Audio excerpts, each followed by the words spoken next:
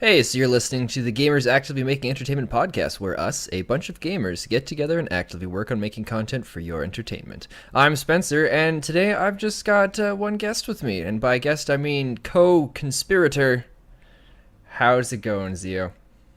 Hi, I'm Zeo, Or and I'm as here. uh, as we in Canada like to call it, Zedio. That sounds terrible. Let's never say that again. Uh, Zedio. I can't promise anything. Yeah, me either. I'm already attached to it a little bit. Zedio. So, what games have you been playing this week? I wish I could say I've been playing a lot of games, but I've recently updated my graphics card, and my power supply doesn't like it. So when I try to play games, it decides it doesn't want to work anymore, and my computer shuts down. That doesn't It's sound been good at all. it's been rough. It's been hard. Have you Uh, have you been able to play anything? no, not really. I mean, Oh I can wow. play some games. Like I ended up playing Slay One a little bit, but that game just makes me mad. All right, So what's Slay One? Slay One is like a 6-bit, 16-bit pixelated like arena shooter style game. It's top down isometric, and it's fun with casual people, but the only people infesting that game right now are the tryhards, and it is just rage inducing. Oh, nice. So I stopped playing it because I Oh, just got too angry playing it. so is this something where it's like co-op or you're fighting against other people? Yeah, you do go fight against other people. They have three modes. They have their regular where it's a free for all. Then you have a zombie mode, and then you have a team deathmatch. So there are a bunch of different characters you can choose from then, or is it just you just Yeah, kind as of you run around? play it, yeah, as you play it and you level up, you can change your skin to look like a bunch of different characters and everything else. And there's a lot of customization. The game had a lot of potential. It just unfortunately doesn't have the audience anymore. Ah, well that sucks. Yeah, At least it sounds like you still kind of enjoy it. I want to real bad, but I'm also super competitive, and there's few games that really draws that out of me. Rocket League is one of them, and Oh apparently man. Slay One is one of those games that really draws out like the rager in me. Yes, I understand that. See, I like to think that the reason why this happens is when you're out playing sports and the adrenaline starts kicking in, you Hmm. like run faster, you try harder, and it helps like burn through your system, right? But when you're Yeah. sitting here playing video games on the computer and that adrenaline starts to kick in, all that happens is your body just starts to like squeeze tighter and tighter, and you get angrier and angrier, and the only outlet is just the little buttons that or the keys that you're Yep. slowly pushing around. So all of this adrenaline has some sort of place it needs to go, and it just happens to be through anger and yelling and Yep. sometimes throwing. And breaking. Yeah. I, I didn't know you I played don't. Rocket League. I don't anymore. I Ah. used to, because it's a part of me that I don't like to bring out often. I used to travel, and I stayed in a lot of hotels for many years, and I played with my buddy. We would do duos, and we'd play competitively, Oh, and okay. we were pretty good then. And I'd become that meathead who would go to the Super Bowl and yell at their favorite team like, "Come on, you got this! Oh, you piece of crap! Why did you do it?" I was that guy, Oh, and it okay. was it was so bad. I've had noise complaints where the hotel clerks would come up to my room and be like, "People are complaining about the noise coming from your room. Can you tone it down a bit?" So at that point, I realized I'm becoming a disturbance to others, and I need to tone it back. So I stopped playing Rocket League. That's Although I love understandable. that game a lot, like it is so much fun to play, but unfortunately, it just brings the worst out of me. Ah, well, that's very unfortunate then, because I was getting excited. I'm like, yes, another person to play with. Oh, I'll play with you. Just be Nice. aware Oh, I will. what may come. Well, I typically have a certain steps that that I have to make sure I go through before I start playing Rocket League, and it's one, I check, okay, did I get a proper amount of sleep last night? Two, am I hungry or thirsty at this moment? And three, how did my day go so far? And then based on the combination of the three, usually meaning if any of the three are not a good answer, then I don't play. Okay. See, I've also never played on PC. I played on the PS4. So, one, I will be relearning if I play with you, Well, I mean, and that tends to curve my edge of competitiveness to trying to just enjoy and learn how to play. Okay, well, I play on PC, but I just have my Xbox controller plugged in, and Uh, that's what I use. The keyboard is hard and I need to crazy. I need to get an Xbox controller. I've never owned an Xbox before, so. Well, I think there's stuff you can get so you can just use a PlayStation controller. There's an adapter, I believe. Oh, okay. So I mean, you I can might do even that then. if it's one of the ones that has, I think they all have them. There's like you plug the cable in to the one end, and then you can USB? get yeah, and then you can get what are they emulators or Oh, something okay, that yeah, yeah, reads yeah. the controller, and you can usually Yeah. find stuff that works. All right. Well, I'll probably use the PS4 controller then. Nice. Well, we'll have to do that so I can kick your butt. And Oh, by that I you mean promised me work win. together. Work together Oh, because we're a yeah. team. That's right. That's how it works. That's how teamwork's gonna work here. Yeah. How about So, you? What have you been playing? oh man. Well, Rocket League. I've been playing Right. that. I typically try to get a few games in a week because I love the game and I play Hmm. competitively. I'm not the fantastic, but I'm in Diamond 3, so I can't complain, Ooh. which makes me feel really good. But I'm also, I think, Diamond 3 for duos, and then the other ones I'm down in Platinum. So I'm working my way up. Oh, that was my face to hit my microphone. I got a little excited there talking about Rocket League. So That's fine. also, Endless Legend had a free weekend this weekend on Steam, so that was a lot of fun. Have you heard of Endless Legend? I have not. What's that about? It is basically a fantasy-styled version of Civilization.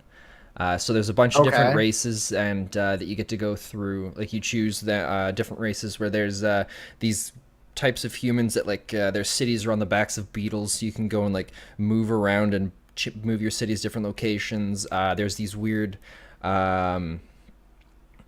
what are they called? They're like in these suits of armor, and their bodies are like spirits that have been attached to it. So they use this special resource called dust to help keep themselves alive.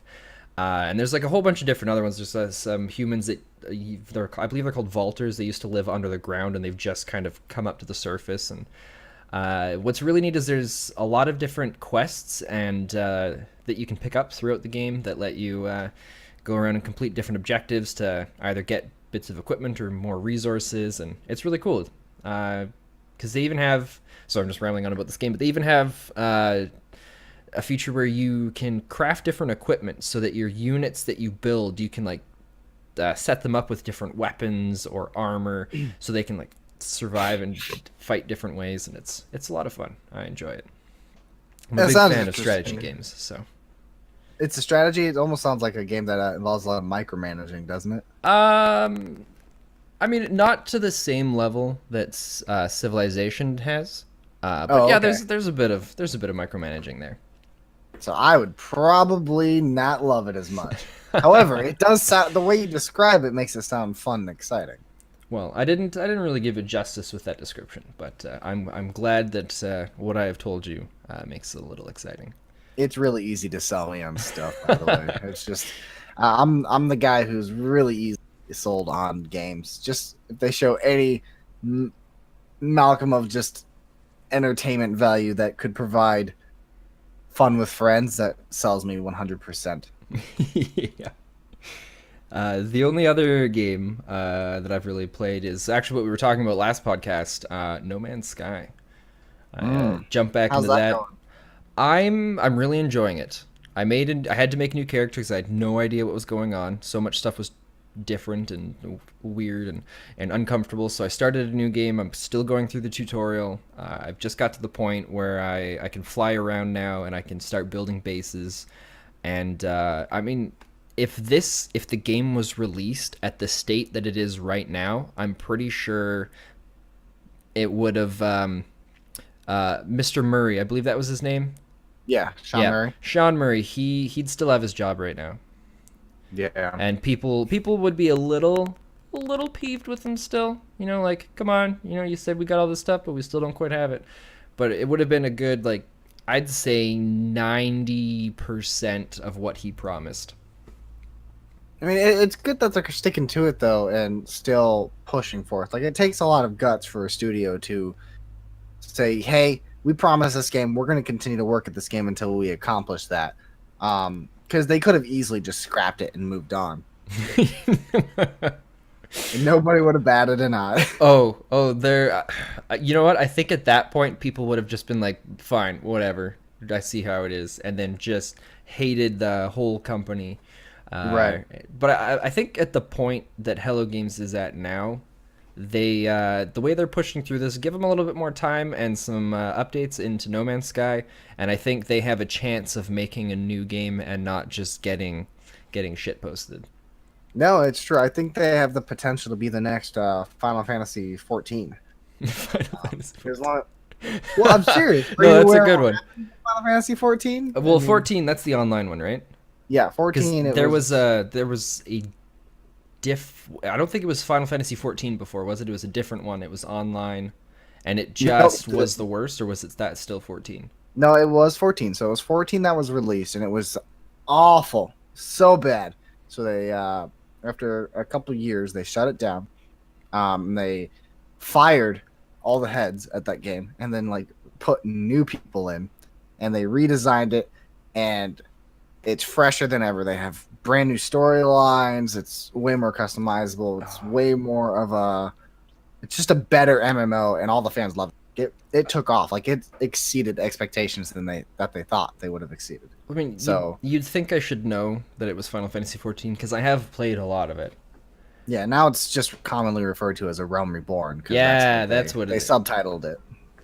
Man, I really, I really wanted to love that game, but there were parts of me that couldn't because it took Why? so long to get through the story. Like there were moments where it was just really good. It was just cruising along at the perfect speed. You know, you're having a great Hmm. time, and then suddenly it throws out the worst cliche MMO quests that you have to do. Like they're not just like quests on the side; they are storyline missions where you have to run around this camp and then click on different NPCs and then type in emotes where it's like slash cheer or slash exciting expression to help cheer them up and boost them around. And then you've got to go around and talk to different guys so you can collect different bits of food so you can have a buffet. And it's just like the game is so good at some moments, and it's got those parts that just drag on and on and oh man. Now, correct me if I'm wrong, but I believe with MMOs, it's mostly about the end game content, not the main story, right? Yeah, but the tough part is it's how long is the storyline? I think the main storyline for the original one, I'll have to look it up and double check, but I think it's like 40 to 60 hours to get through the storyline. And that's before you even get to the end game content. And then once you get through See, that, then there's the next expansion, and that's also pretty long. And then the next expansion that's also pretty long. And it's just, I think the tough part for me is I had a lot of friends that had been playing it since close to day one, so they were already at the mhm. end game. So Oh, it was okay. so hard trying to. I made the mistake of trying to rush through it so I could get to them and play with them, and that I think maybe Mm. that's why it also had really So you just did shitty nothing quests but sometimes. story. Well, yeah, that's fair. I mean, it's kind of like the good and the bad with the JRPGs. I'm a huge fan of JRPGs, but like you gotta learn to take like the shitty dialogue and cliche moments See, with but the good moments that feel super inspiring and exciting. I can handle that, but when I'm the hero that just saved the entire city and country from this horrible thing that was about to happen, and then you say, thank you. Now go around and cheer at people and collect food for a buffet. It's like, Okay, that's fair. All what? right, that's Why? It's like, I agree with you. see, I I'm with wouldn't mind if it had it every once in a while and it kind of like it was at a low point, but when it's at a you just finished this crazy epic battle, you get through all these amazing cutscenes and the story's just pumping through and it's like hyping up and up and up and up and then you get to the climax and then there's like a very quick nosedive down as it ends a few of the ties and then it's just like all right, here's some really slow paced shitty quests for you to do for a little bit. Yeah, all right, okay. I understand your point of view now. That would definitely bring it down quite a bit. I And didn't get to play a Realm Reborn a whole lot. I only played for a little bit. and I enjoyed what I did play, and I love the Final Fantasy games. My problem is I hate playing MMOs by myself, so I Mm-hmm. won't play games like that just because I have them. I have to play with friends. No, it's understandable because the games like those are more fun with friends. If even in some of the dull moments, if you're playing them with your friends, it's a lot better because Yeah, you're anything can be a lot better with friends. Just like what was that game on Xbox? Oh, Sea of Thieves. yes. No, So have no real you've played content there, but with you've friends, it's a lot of fun. you've played a fair amount of it then? Yeah, I've played a fair amount of Sea of Thieves. I haven't played since they've updated it. I only played for a few weeks before they made any changes. Oh, okay. Because I got it when it first, close to when it first came out, like within Yep. the first week, and I haven't had that haven't had that much fun playing a game with friends in a long time. Just sailing the seas, going doing the different quests. It was Oh yeah. fantastic. Like there's literally no content. Like it's nothing but fetch quests. But it was so much fun just to goof off with friends. We would constantly fight over who's the captain. We'd constantly put each other in break, and then we would constantly fight other people. Yeah. Like I remember one time we spent 2 hours chasing this one ship while they were running for us because they got treasure and we knew they got treasure. Like we can't let them get away with this treasure. And so it got to a point to where we just ended up kamikazing and sinking both of our ships and we all died. Oh man. One of the last times I played the game, do you know about the forts in the game? Yeah, yeah. We saw this big skull cloud off in the sky in the distance, so we start chasing after it, and it had been there for a little while, so we were worried it was going to disappear before we got there. But Mm-hmm. right as we got there, there was another pirate ship that was collecting. Like they had some guys on the island doing stuff, so we sunk their ship. We shoot ourselves onto the island, and then we go and we kill the other pirates, like the other players that are on there, and then we find out that like we kill them, we take out two skeletons, and then we find out it's the final wave. So it's the final skeletons that come out. We defeat them, and then we start looting all this treasure, and we're like, oh, we're not going to make it back to our ship in time because we can see the other guys were coming. So we hid everything behind a rock, waited for them to come in, and then we quickly shot them all, and then blasted their ship apart again. Then went and grabbed the treasure, threw it on our ship, and then it was just this high stakes chase that we're just cruising down through past a bunch of islands. We got like as we passed by outposts, one of us would just like, grab the most valuable treasure we could find, jump in the cannon, launch ourselves onto the island so we could turn it in while our ship just keeps going. And oh man, they chased us for about half an hour to 40 minutes. At which point Nice. we were running out of places to run to, so we just said screw it, and we parked at the final outpost. We looked behind us, and their ship was being attacked by the Kraken. So, Oh, nice. so after we came in, stole the whole fort's treasure, as well as a few things from their ship that we just sunk, and then they chased after us and got taken out by the Kraken. Like they couldn't have had a worse day. And that is why I love Sea of Thieves. Yeah, no, it's awful. We had a moment with the Kraken too. We were in an epic fight with this other ship, and it's going on for a good 15, 20 minutes, and suddenly a Okay. Kraken shows up on them, and they get Oh, caught in okay. the Like Kraken. while you're And I was fighting like, them. yeah, while we're fighting them, and my buddy was like, "Oh, we won." I'm like, "No, no, we can't win. This isn't the fair way to win. We have to help them." So we help them beat this Kraken, kill it. And I go over to the ship. I swim over there. Like, you guys okay? Like I get on their ship because the Kraken's tentacles are attacking, and they're like, "Yeah, we're okay. Thanks for the help." And then they murder me, and then they get away. So I mean, my story is not quite as exciting or epic because Oh, that's I'm awesome. too nice. I'm too nice. I try to make Yeah. friends everywhere I go, and What you're it supposed to always do is bites you're me in the supposed to ass. shoot the Kraken and their ship at the same time. So it's like you're helping, but you're also Murdering them. yeah. uh, it was great.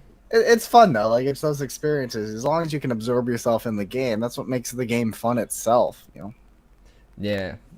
See, the thing that's tough for me about the game is it's one of those games that it was really fun to play at the beginning, and now it's something where I like to come back and jump in every once in a while.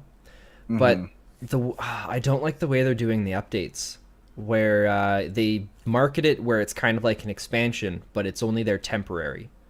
So there's Oh. So whatever this last one was with the megalodon, like there was a quest line that you kind of get to go through and eventually make your way to the end where you go with another ship or whatever, and as you summon the megalodon, and then a bunch of different stuff happens. But after a certain amount of time, like you all those that whole quest line, it's removed from the game. Like you can't, excuse me, you can't do it anymore. It's weird. That's like an MMO strategy, like when they do it for seasons and have certain moments. I mean, it. Which I feel like that could work if Sea of Thieves was more of an MMO style in the sense of like you can only have 16 people in one world. So that kind of it brings it down a little bit. It means you can have a maximum of, 4 ships hanging out. But See, I think if you could at least get like 100 people hanging out in a map, that would be way cooler because then you'd have bigger moments for things like that to be okay to accept because they kind of do events like that. Sounds like an event that you bring in on an MMO. I mean, I accept it. I mean, I have no problems with it in MMOs when it's an event where it's like, okay, here's a limited time thing because this happens every Christmas or this happens every holiday, Yeah. or if it's like this, it's the year of the dragons, so now we're having a dragon festival at the beginning. Like I can understand and I get that stuff, but when it's something like Sea of Thieves where its content is kind of where it doesn't have tons of content for you to really Right. enjoy except for the stuff that you make for yourself. Your reasoning is good, and that's where I think Sea of Thieves. I agree with you. I think that's where Sea of Thieves lacks. It's just it doesn't have the content to kind of back up anything, so it needs like a more of a storyline. I think if they just filled the world a little better, maybe just put in AI character ships floating around. Well, they So you have can some see. of that now. Like there's a new Oh, do zone that you they? can sail over to, and there's like AI pirate ships that move. Or so, what is it? They're like these. I think it's these undead ships where they like come up from underneath the water. Oh, okay. Kind of like how in like Pirates of the Caribbean there was that what's his name, Davy Jones's ship. Yep. Hmm. Yeah, I think it's kind of similar to that where it just kind of like comes up out of the water and you get to fight it for a bit. And like they got some See, stuff like that. and I think that's where Sea of Thieves could have had the potential. Like the game could have been perfectly fine without an actual storyline, as long as they open the world big enough to have multiple players to be able to do they want essentially. So like if you gave us the capabilities to kind of find like a maroon island and like put a little base on it or something like that, Yeah. and like if they added that type of mechanic to the game, I think it would be perfectly fine as just an open sandbox, sail the seas, find treasure, things like that. But you're in a world full of, like I said, 100 other players, so you could run into anybody at any moment, do anything. I think it would have been way more successful that way than what they're trying to do. Because the fact that they just put too many limitations on what the game is, they should have just opened it up for the fan base and let them do what they want. Give us the ability to build. That would help a lot, I think. See, I agree with you to a point, and I also kind of disagree because I understand why they don't have some of the building aspects. Because then it would have had to be more on like the server style, like of games like Rust, Hmm. where there's different servers. You join the server, stuff that you've built is still there, or you can like go and play on another server and start all over again and build other things. Because the way that the worlds work, and like the servers for the game works, it you wouldn't really be able to build stuff. I think it would be I different. wasn't Okay, let me rephrase that. I wasn't Okay. thinking of building like a complete base. I was thinking more of like set up a tent campfire, have like a little area essentially where you Okay. can kind of have like a place to plant, to have like a small little home base for a little bit. You can set up a table or something, put your map there. Just something to kind of call home in the map. That way you could drive there and then it'll just disappear after a certain time frame. That's perfectly fine. Or something Okay. like that. That would be But just actually kind add of cool. Like add an the element that where you can kind of do something with the environment, like chop down a tree, allow us to do that, or allow us to draw on the walls, write messages to one another. Just small things to make the environment more interactive, I would say. okay, that would be kind of yeah, yeah, I've lost for words how cool that would be. Right. Yeah, you don't need to change anything else. Just make it more interactive, and then the game will take off on its own because people literally will be able to do whatever they want. Then people will form their own little communities and things like that. And I think that's the wonderful thing about a game that we really want. We just haven't quite got out of any game 100% completely. I mean, of course, like my mind goes to the part where it's like, oh man, but then they'd have to deal with issues where people draw like obscene things on the walls, and it just I don't know. That's I mean, you're always gonna get the bad, but the idea is you hope for the good. You know, the same thing with yeah. technology. You know, you make technology to communicate with the world, but all we do is watch porn and then hate on each other through Twitter. But I mean, you kind of take the good with the bad. That's what it is, man. You just gotta learn to accept it, but that's also part of creativity. You know, if someone wants to draw a dick, let them draw a dick. But then there's gonna be one guy who creates a freaking 16 chapel on a rock out of chalk. You know. I'll give you that one. All right, and to be fair, I'll be the guy drawing the dick. So. That's where my mentality's at. Okay, speaking of dick moves, Yes.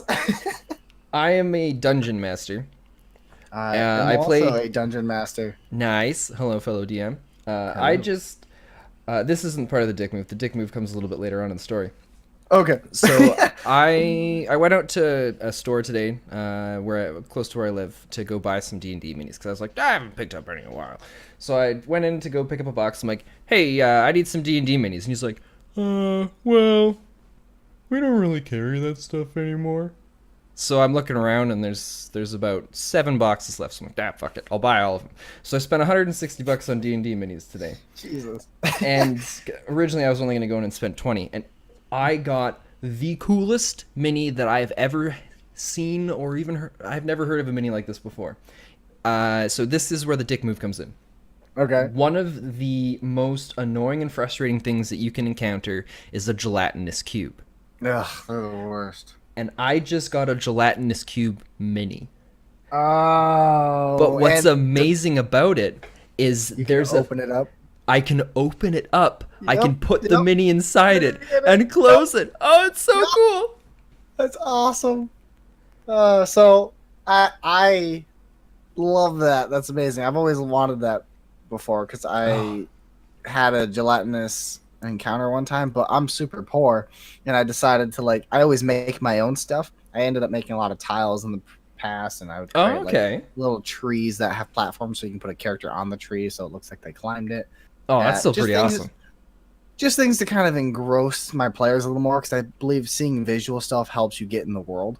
Yeah. But one time I made a gelatinous cube out of Jello, and so I just plop a Jello on the map. I'm like, you guys are fighting a gelatinous cube.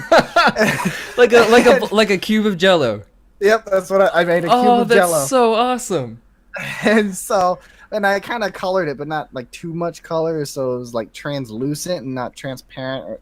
So it was slightly. I think I made it green. Yeah, so it was slightly green, but you could still see through it. Oh, And that's I so remember awesome. I pissed one of my players off because he hand paints minis and stuff. Oh, and Like, you put he's his coming mini to in eat the your Jello. character. I didn't just put his mini in it. I just plopped my Jello cube on top of it, and it made the awful noise. And he's like, "Ugh, I hope that doesn't ruin my paint." I'm like, it's eating your armor.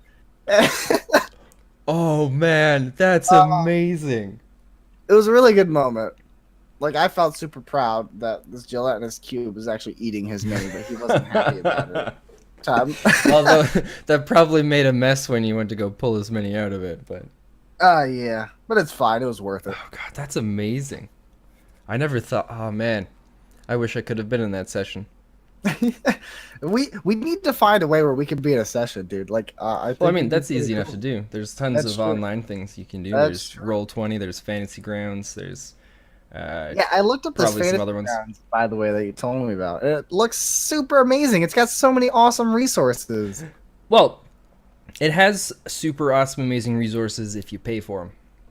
Ah, I see. That's the. I mean, it has. If you get Fantasy Grounds, it has the basics of a whole bunch of different things. There's it's got the basic rules of Pathfinder 5th edition. I don't think it has 4th edition, but it's got 3.5 Numenera.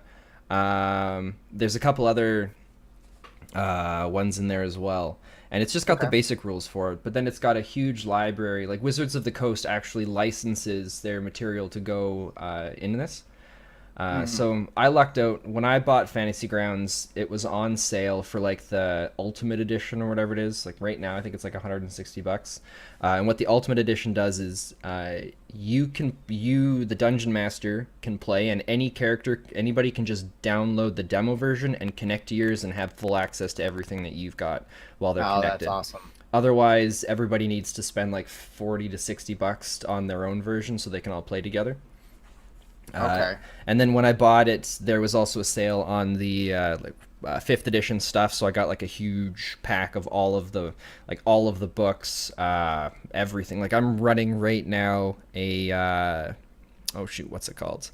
Curse of Strahd, and Oh, okay. we just had about half of our players now can't make it to the table, so we're just switching over to online.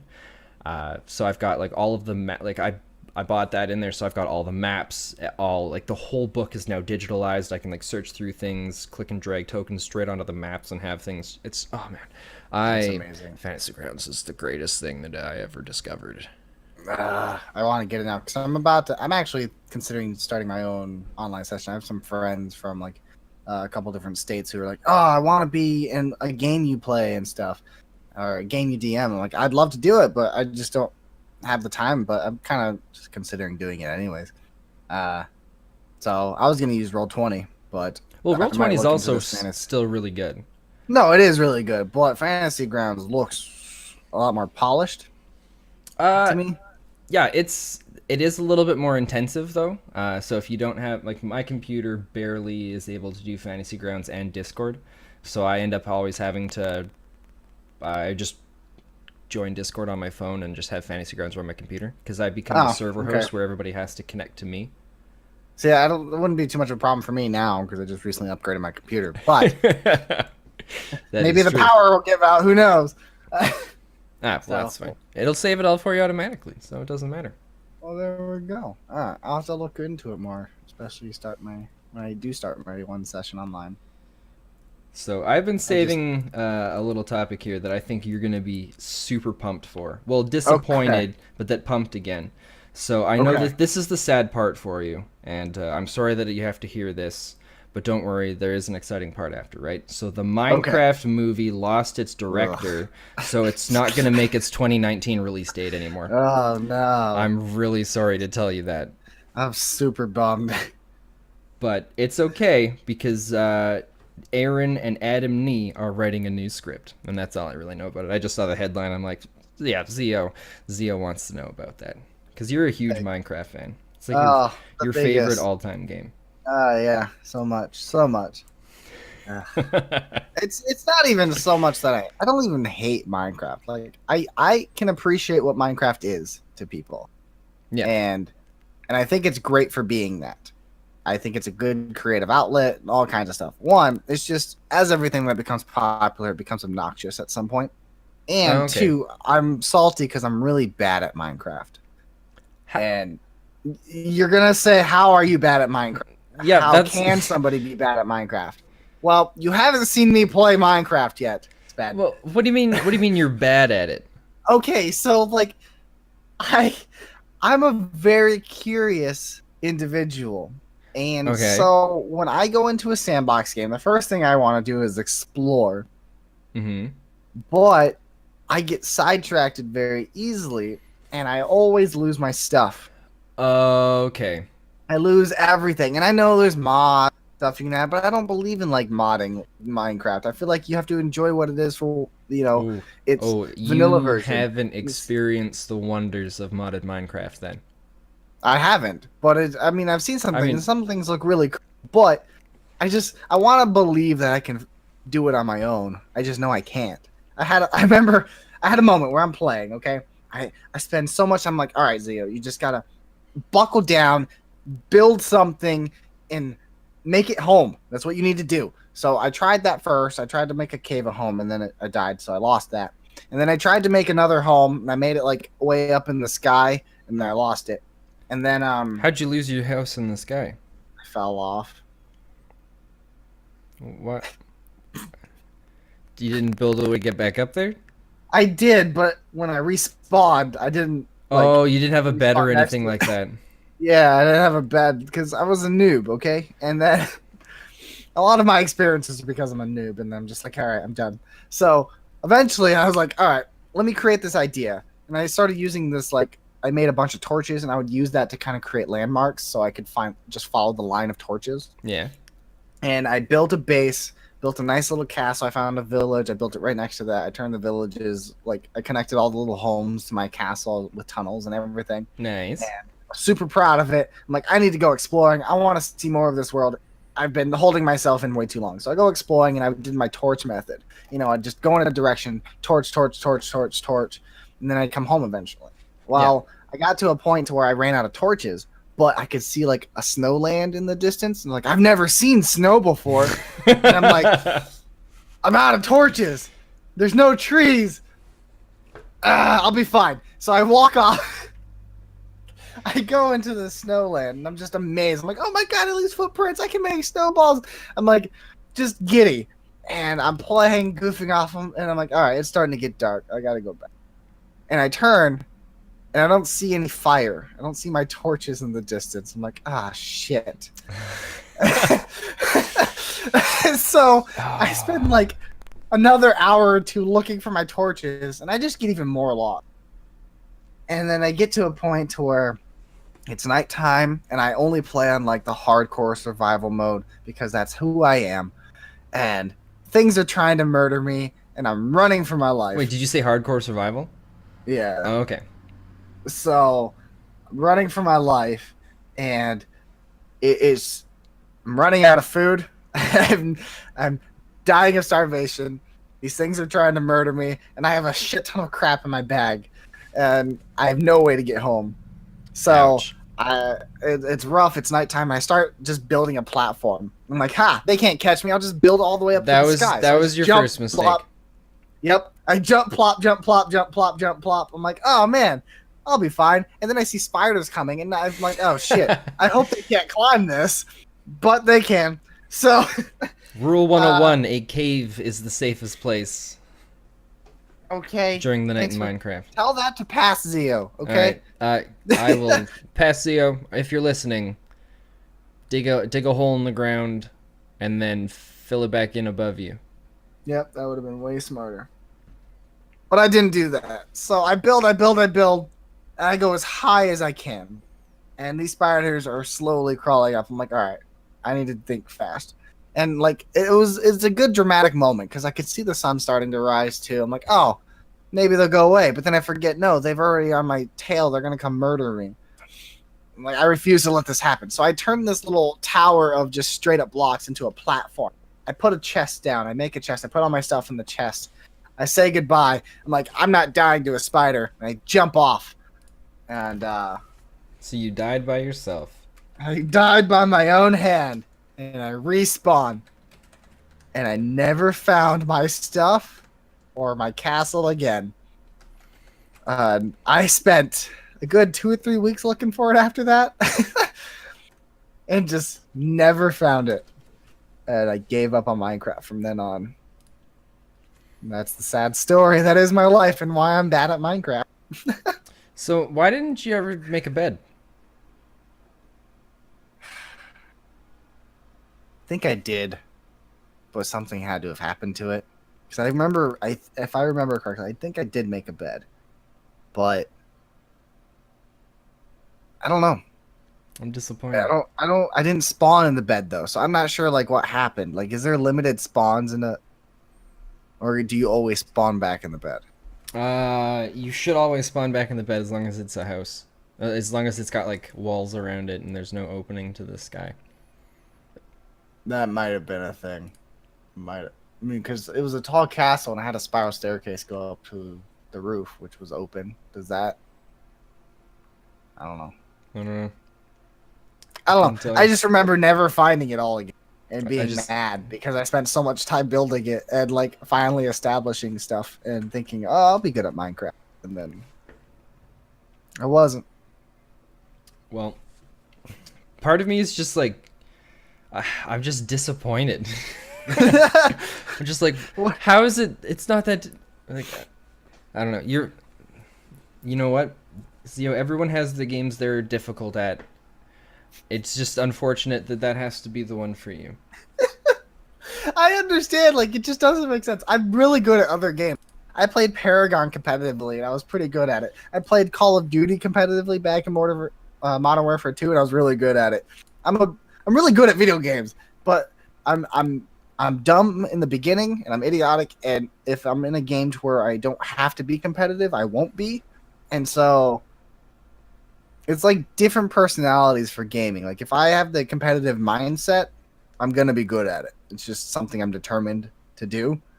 But if I don't, I'm just an idiot and I want to just enjoy and have fun and absorb myself in the game. So maybe we can play Minecraft one day in the future. You'll understand. You'll get frustrated with me. Like it's really easy for me to No, it'll just be simple. You'll do be like, something "Oh, and that's so forget. cool," and you're just gonna hear me, Zeo, get back here, sleep in its bed first. It's exactly How it. many torches do you And have? Take 2 more stacks. talk to Neo what it's like to play with me in a game that you just have creative reign over. And we played Ark together, and he did all the building. Yep. No, And you guys. Did we talk about that in the last podcast? I I think we and did. I remember we talked about I it. I don't just don't remember if it remember was the before or podcast. during, Yeah. but I do. That was. You guys had special stories. Oh, there's so many more, man. There's so many more. This is why I don't play MMOs either, because I tend to explore places I'm not allowed to go to. Well, breaking away from these kind of large open-ended games, there seems to be a bit of a niche, you could say, that's been growing fairly big in the game industry right now, and it's this idea that shorter video games are becoming more and more popular. Like for a while, we were getting all of these big open-ended games that were just kind of exploding all over the people were loving them. People couldn't get enough of Hmm. them. And now it seems to be having a bit more of like the reverse effect now, where I mean, we're still getting some of these fantastic large open world games, but now we're starting to see a lot more of these shorter ones starting to come up as well. And More it's narrative driven. well, more so like quality over quantity type. I mean, that's a terrible way to describe it, but what I mean by that is uh, most like most of the gamers now like the average gamer is, I believe, somewhere around like late 20s, early 30s, I believe. I'll have to, I mean, Okay. don't quote me on that. I mean, I Um, can see that because that's around the dawn of like the PS1 era where gaming exploded. yeah. And with all of these, with gamers being older, and like the average gamer being older and older now, what's happening is, I mean, the average gamer has a full time job, Hmm. has work that it's got to deal with, and they don't have the hours for these open world games now. They've got job, they've got family, so now these like single session, like sitting down for a day playing a game for 3 or 4 hours and finishing it is something that's a lot more appealing now to a lot of gamers.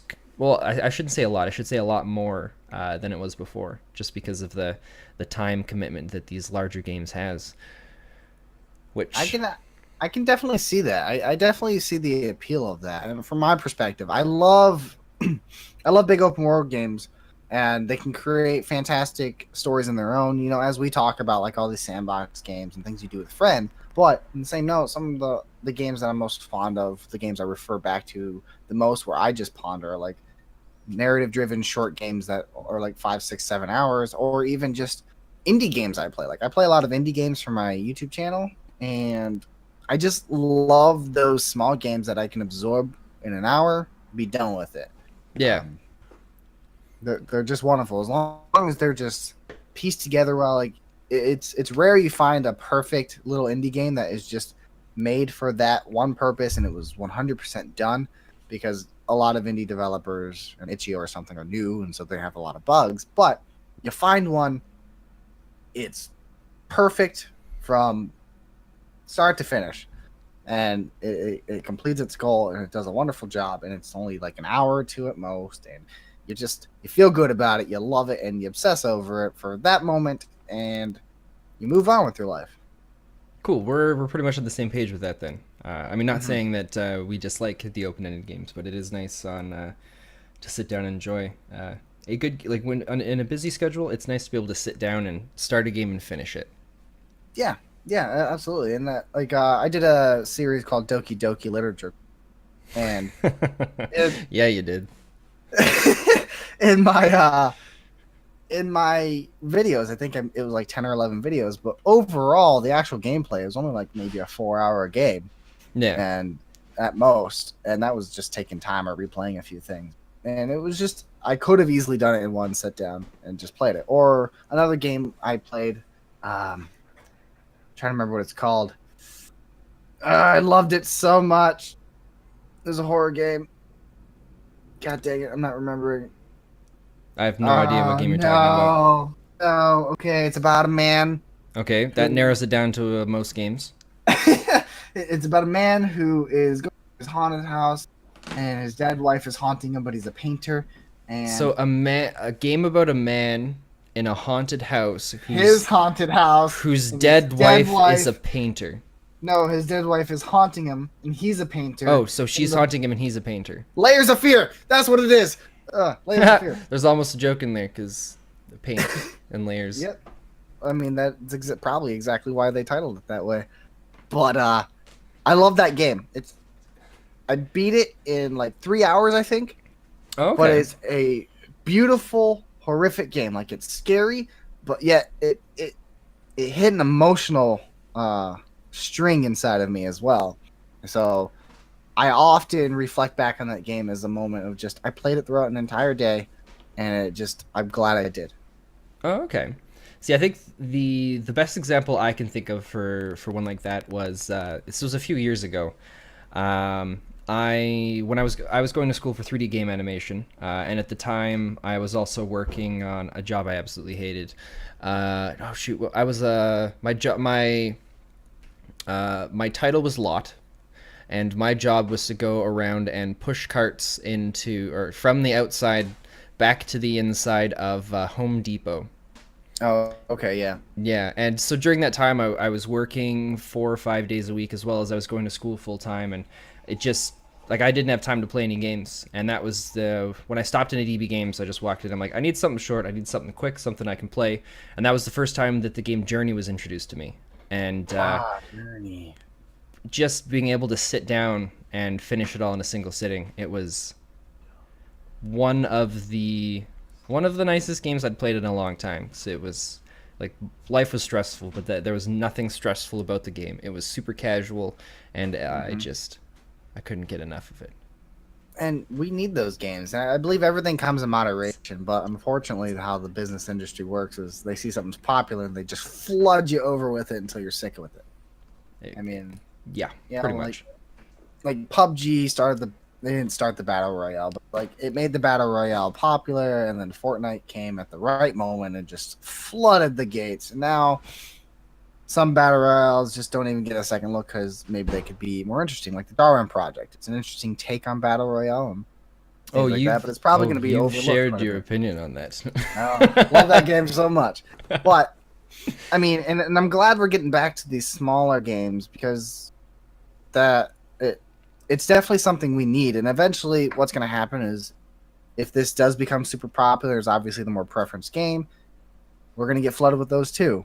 But it's just the life and the cycle we have to go through. However, just everything needs to be in moderation. I read an article saying God of War brought back story narrative games. I don't think God of War did, but I think it helped show that story narrative games aren't dead because I see so many articles saying that it's a dying medium for gaming, and I disagree wholeheartedly. Well, I mean, it's the media. They're always finding something like that to throw out and say, "Oh, it's dead, it's dying." Like Mm-hmm. the best example I can give you is like I work at a golf course. So I every once in a while I'll watch one of the golf games or the PGA tours or whatever's going on, and Yeah. every time you're watching it, I'm sure you've heard of Tiger Woods. Yeah. Yeah, so Tiger Woods will be playing, and he'll make a nice shot, and you'll hear a commentator who's like, "Oh man, this is the greatest game. Tiger Woods is on his A game. He's on the up climb. Everything is going well." And then maybe a hole or two later, he'll duff a shot. He'll do it back, and then another commentator's on. "Yo, Tiger's lost it. His career's on the decline. He's not doing what he used to. It's just everything's going downhill from here. And it's just there's the media, they just love their extremes. It's true. They can't handle the in between. The in between's not as exciting. It's true. No one cares about what happens in between. They just want one or the other. Oh man, I know we've been talking a little bit about these shorter games, but did you hear? Crackdown 3, I quote, is pretty much done. Really? Yeah. They teased awesome. it back in 2013, and then there was radio silence, pretty much. We got a Right. few little things here and there, but now we've heard it's pretty much done, and Microsoft has also stated they don't want to delay it again. It's not going to happen. Nice. I'm pretty excited for Crackdown 3. I didn't get to play the other two because once I've never owned an Xbox, and I probably won't ever. But I really hope it's on PC. I'd like to get it on PC. I don't know if it's going to be. I think it will. Microsoft doesn't really have Xbox exclusives anymore. It's all Microsoft exclusives now. Well, because weren't they talking about at E3 that they were basically done with their console now? They're moving farther away. They were moving farther away from that. They're kind of, by the sounds of it, going to be trying to stick to more of like a hybrid PC. Yeah, and I think do both. I think that's wise of Microsoft completely. And that's why I think Crackdown 3 would probably be on PC as well, just because they don't have exclusives. I think it's wise for them to do that, but at the same time, in a console competitive genre, it doesn't really hold place. So why should I get an Xbox over a PC? But then the counter argument could be made that eventually consoles are going to be heading towards more of a PC type. I don't know. Device. It's hard to say. I don't think they will, just because PCs and consoles. I mean, they're similar, but I want to say they're not the same at all. Just because of the cost and the lifespan of consoles. It's I don't know. I'm not an expert on that stuff. It's hard to say, but I think consoles are here to stay. No, I agree. I don't think consoles are going away directly. They're gonna be PCs and disappear. I just think the line is gonna be blurred more and more with each generation, just because, with this generation we can change our hard drives and everything, and next generation, who's to say you can't upgrade your graphics process in your console or things like that. I just think the line is gonna be blurred more and more as we go, which I think is very smart. And ideally, in an ideal world for all gamers, we just all want to play with each other. I'd like to have an opportunity to where on my PS4 I can play with you on PC. Well, it's gonna and happen Xbox. between if you had Nintendo or Xbox, then yeah, we'd be able to do that. But not PlayStation. They've made it clear they don't want to do that. I think they're gonna renege on that. I think Maybe it's gonna take them some time. what I see happening is we constantly repeat the mistakes we have. The PlayStation 2 was the best-selling console of all time. Made Sony arrogant, and so they made the PS3, thinking, "Oh, everybody's gonna buy this console because we're the bomb." And then people didn't because it was too expensive. It came out 6 months after the 360, and it was harder to develop for as a console. They just made really bad business decisions, and so the Xbox 360 won that generation. But then Microsoft got arrogant because the 360 was so popular. And they're like, "Oh, we can literally make whatever we want, and they're going to buy it." So they made the Xbox One. And then everybody spat in their face because they're like, "Oh, you can't play 360. Oh, you can't play online. Oh, it has to always be connected online. If you don't have good online services, buy a 360." Things like that. And then they just took all those policies away, and then they're slowly gaining more traction. But the PS4 won. It won this generation because they're like, "We're here for the gamers. We know what you guys wanted. We made a mistake last generation.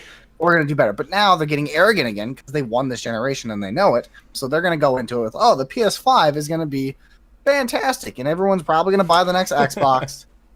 Well, and then PlayStation's gonna be like, "Oh, guess what? We can play with PC too." Because they're not necessarily against it. You could do it with Portal 2. We did it with Paragon. There's quite a few games that are cross-platform or cross-play with the PC, so it's there. And I think they're willing to open up. They just have to be humbled first. Well, to be fair, what helped out Sony a lot was when Microsoft was first talking about the Xbox One and all the features that everybody was basically saying this is the worst. I'm never going to buy an Xbox console again. I believe it wasn't very long after the conference where Sony actually started tweeting out and saying things. Don't worry, guys, we're not doing any of that. You can play. You don't have to be online. You don't have to do that. And it just, oh man, it was too funny. It was a really good conf. I remember it was really funny. Sony, they were super smart at that moment, and we'll see what happens. I think eventually we'll get there, but I think so. Obviously gonna take time. But I think that's pretty much all the time we have. Yeah. See the joke I did there? Oh yeah, I did. Yeah, you're welcome. Jumped off my time. Oh, thanks, man. Well, thanks for listening to the G.A.M.E podcast. That's the G.A.M.E, short for Geeks Actively Making Entertainment podcast. You can catch a new episode every Tuesday, 2 p.m. Mountain Time. For more content like this, make sure to come by our YouTube channel, as we are more than happy to say hello. And until next time, game on. Game on. Is that our new app? I have no idea. This is what I got for now. Oh, okay. We'll probably change it next week. Bye.